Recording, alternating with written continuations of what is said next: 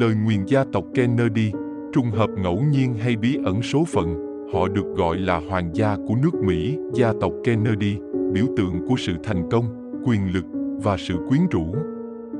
Trong suốt thế kỷ 20, họ trở thành tâm điểm của giấc mơ Mỹ, không chỉ bởi sự giàu có mà còn bởi tầm ảnh hưởng chính trị và văn hóa sâu rộng. Nhưng ánh hào quang đó luôn đi kèm với những bi kịch đau thương.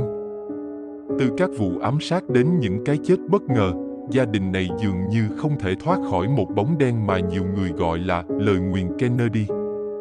Liệu đây có phải là số phận không thể tránh khỏi hay chỉ là sự trùng hợp kỳ lạ? Gia tộc Kennedy bắt đầu hành trình của mình với Joseph Patrick Kennedy Sr., một nhà đầu tư và chính trị gia giàu có. Ông xây dựng gia đình trở thành biểu tượng cho giấc mơ Mỹ. Nhưng khi các con của ông đạt đến đỉnh cao quyền lực, bi kịch liên tiếp xảy ra. Năm 1963, John F. Kennedy, tổng thống trẻ tuổi nhất trong lịch sử Mỹ, bị ám sát tại Dallas, Texas. Vụ việc này không chỉ gây chấn động nước Mỹ mà còn để lại nỗi đau không thể nguôi ngoai cho gia đình Kennedy. Chưa đầy 5 năm sau, Robert Kennedy, em trai của JFK, cũng bị ám sát khi đang dẫn đầu trong cuộc đua tranh cử tổng thống.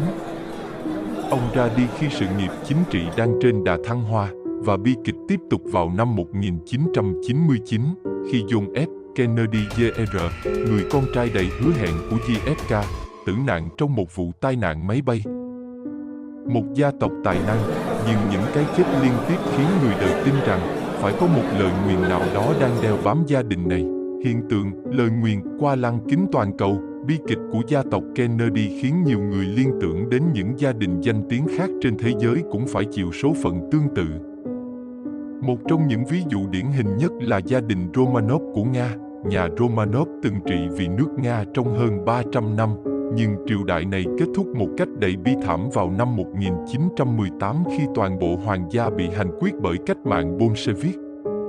Nhiều người tin rằng sự sụp đổ của họ liên quan đến lời nguyền của Raspun, một nhà tiên tri bí ẩn từng phục vụ hoàng gia. Raspun được cho là đã nguyền rủa gia đình Romanov trước khi ông bị sát hại, và lời nguyền này đã trở thành hiện thực. Câu chuyện tương tự cũng xảy ra với gia đình tỷ phú Ariston Onassis. Ariston là một doanh nhân huyền thoại người Hy Lạp và là người chồng thứ hai của Jacqueline Kennedy. Nhưng gia đình ông cũng không tránh khỏi bi kịch khi con trai duy nhất của ông, Alexander Onassis, tử nạn trong một vụ tai nạn máy bay năm 1973. Sau cái chết của Alexander, Ariston rơi vào tuyệt vọng và qua đời không lâu sau đó. Những sự kiện này khiến nhiều người đặt câu hỏi, phải chăng quyền lực và danh tiếng luôn đi kèm với những cái giá không thể tránh khỏi? Hay đó chỉ là những câu chuyện mà con người dựng nên để lý giải những bi kịch không thể giải thích? Giả thuyết về lời nguyền Kennedy. Câu chuyện về lời nguyền Kennedy đã trở thành một phần của văn hóa đại chúng, nhưng không thiếu những ý kiến trái chiều. Có người tin rằng những bi kịch liên tiếp xảy ra là kết quả của các âm mưu chính trị. Gia đình Kennedy, với quyền lực và tầm ảnh hưởng sâu rộng, đã tạo ra nhiều kẻ thù trong và ngoài nước. Một số khác lại nhìn nhận dưới góc độ tâm linh, cho rằng gia đình này thực sự bị nguyền rủa. Giả thuyết này dựa trên niềm tin rằng một hành động nào đó trong quá khứ của gia tộc Kennedy đã dẫn đến hậu quả nặng nề kéo dài qua nhiều thế hệ. Tuy nhiên, cũng có ý kiến cho rằng tất cả chỉ là sự trùng hợp ngẫu nhiên, và truyền thông đã thổi phồng những bi kịch này để tạo nên một câu chuyện lôi cuốn.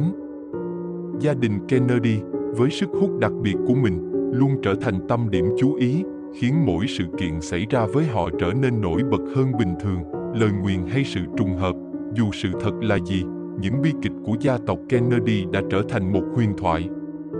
Đó không chỉ là câu chuyện của một gia đình mà còn là bài học sâu sắc về sự mong manh của con người trước quyền lực và danh vọng. Vậy, bạn nghĩ sao? Liệu có thực sự tồn tại một lời nguyền đang đeo bám gia tộc Kennedy, hay tất cả chỉ là sự trùng hợp? Câu trả lời có lẽ sẽ mãi là một bí ẩn, như chính gia đình Kennedy trong tâm trí của chúng ta.